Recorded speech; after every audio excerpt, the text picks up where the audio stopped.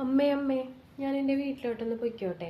കുറേ കാലമായില്ലേ എൻ്റെ വീട്ടിലോട്ടൊന്ന് പോട്ടെ. ഞാൻ ഇന്ന് വീട്ടിലോട്ടൊന്ന് പൊയ്ക്കോട്ടെ അമ്മേ. എന്തിനാ മോളെ നമ്മളെപ്പോഴെപ്പോഴും വീട്ടിലോട്ട് പോകുന്നത്? അങ്ങനെ വീട്ടിൽ പോയി നിൽക്കരുത് കേട്ടോ. നമ്മളെപ്പോഴും നമ്മുടെ വീടെന്ന് പറയുന്നത് കെട്ടിച്ച് വിട്ട വീടാണ് കേട്ടോ.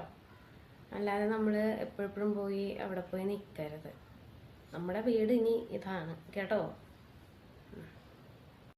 അവിടെ പോയിട്ടും വലിയ വിശേഷമൊന്നും ഇല്ലല്ലോ ഇപ്പോൾ.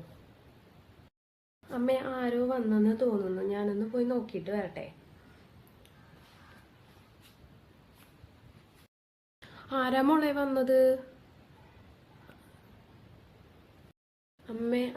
അമ്മയല്ലേ അമ്മ പറഞ്ഞത് സ്വന്തം പെൺമക്കളാണെങ്കിൽ കെട്ടിച്ച് വിട്ട് കഴിഞ്ഞാൽ ഹസ്ബൻഡിൻ്റെ വീട്ടിലാണ് നിൽക്കേണ്ടത്, ഇതാണ് ഇനി മുതൽ വീടെന്ന് പറഞ്ഞില്ലേ.